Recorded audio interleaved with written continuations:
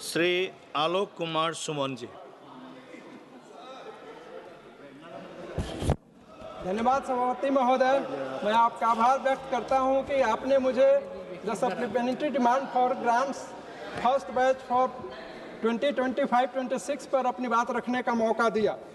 महोदय, supplementary demand for grants के माध्यम से लगभग 41,455 करोड़ रुपए के नगद खर्च के लिए अनुमोदन मांगा गया है। यह राशि ग्रॉस एडिशनल एक्सपेंडिचर 1,32,268 करोड़ रुपए का एक हिस्सा है। हालांकि 90,812 करोड़ रुपए की बड़ी राशि मंत्रालयों ने आंतरिक बजट से एडजस्ट की जाएगी। शेष राशि 41,455 करोड़ रुपए के लिए पार्लियामेंट्री अप्रूवल आवश्यक है। महोदय, वर्ल्ड की इकोनॉमी में प्राइसेज के बढ़ने या घटने के कारण और जन कल्याण की योजनाओं के बढ़ते खर्च की आवश्यकताओं को पूरा करने के लिए यह सप्लीमेंट्री डिमांड फॉर ग्रांट्स लाया गया है।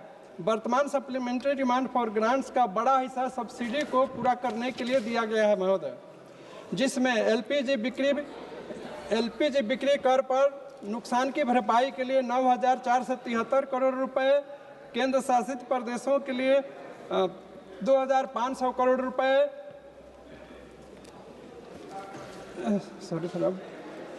होम मिनिस्ट्री के लिए 2,298 करोड़ एवं हायर एजुकेशन के लिए 1,303 करोड़ रुपए दिए गए हैं। महोदय, माननीय प्रधानमंत्री श्री नरेंद्र मोदी जी एवं माननीय मुख्यमंत्री श्री नीतीश कुमार जी के नेतृत्व में हमारा बिहार और देश मजबूती के साथ आगे बढ़ रहा है।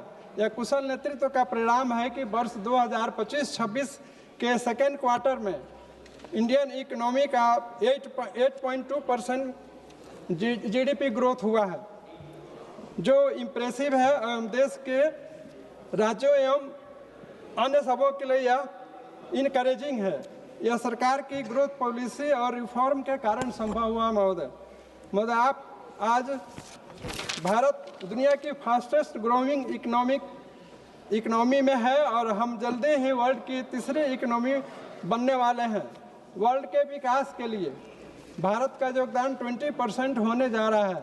आज हमारा फिस्कल डिफिसिट 4.4% होने की उम्मीद है। महोदय, देश में कंपनियां कैपिटल मार्केट से रिकॉर्ड फंड जुटा रही हैं, हमारे बैंक्स मजबूती के साथ योगदान दे रहे हैं, देश में इन्फ्लेशन बहुत कम हुआ है, इंटरेस्ट रेट कम हुआ है, देश की करंट अकाउंट डिफिसिट कंट्रोल में है, फॉरेक्स रिजर्व भी बहुत मजबूत है। आज हमारे डोमेस्टिक इन्वेस्टर्स करोड़ों रुपए मार्केट में लगा रहे हैं। महोदय, सरकार के सुधार का ही परिणाम है कि फॉरेन एक्सचेंज रिजर्व अपने रिकॉर्ड हाई के करीब है। टेक्नोलॉजिकल विकास में भी देश काफ़ी आगे बढ़ा है। 5G स्टैक देश में ही विकसित हुआ और हमने मेड इन इंडिया 5G भी बनाया और आज हम मेड इन इंडिया 6G पर तेज़ी से काम कर रहे हैं। आज देश में पारदर्शी नीति के कारण सेमीकंडक्टर से जुड़ी फैक्ट्री भी लगनी शुरू हो चुकी है।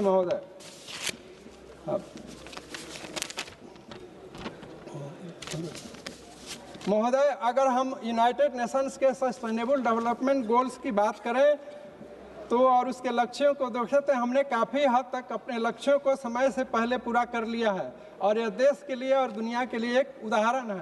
महोदय, हमारे संसदीय क्षेत्र में हथुआ में सब्या एयरफील्ड है जो 471 एकड़ में फैला हुआ है। उसकी उड़ान योजना में 2020 में शामिल हो चुकी है और उसकी पिलरिंग एंड बाउंड्री हो चुकी है।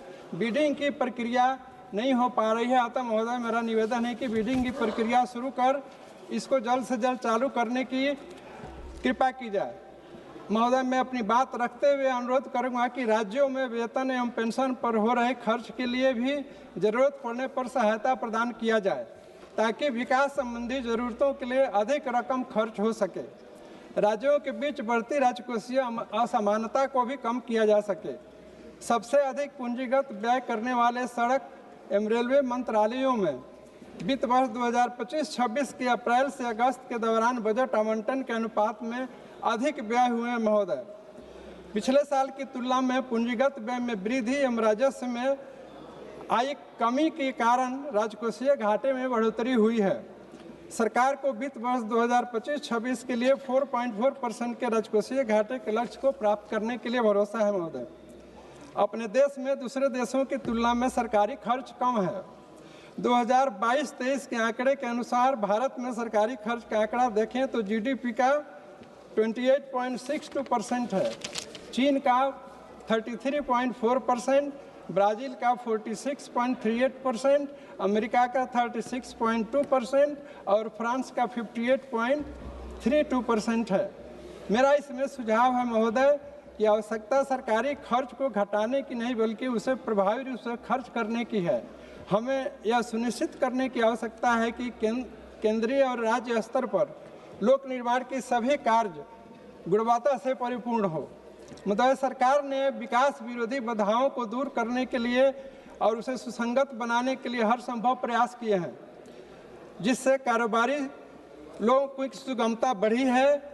बिजनेस रैंकिंग में भारत की ऊंची छलांग दिखती है। वैश्विक जटिलताओं के बावजूद सर्विस निर्यात बढ़ने से व्यापार में संतुलन बना हुआ है।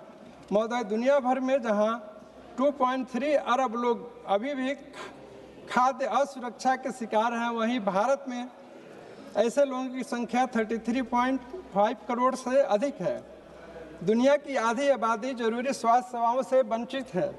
इसमें भारत सरकार देश की ही नहीं बल्कि दुनिया को स्वास्थ्य के क्षेत्र में सहायता प्रदान कर रही है। महोदय, मैं इन्हीं शब्दों के साथ ये डिमांड फॉर ग्रांट्स का समर्थन करते हुए अपनी बात समाप्त करता हूँ। धन्यवाद जी। माननीय सदस्य श्री बजरंग सोनवाने जी। धन्यवाद स्पीकर सर, आपने मुझे सप्लीमेंट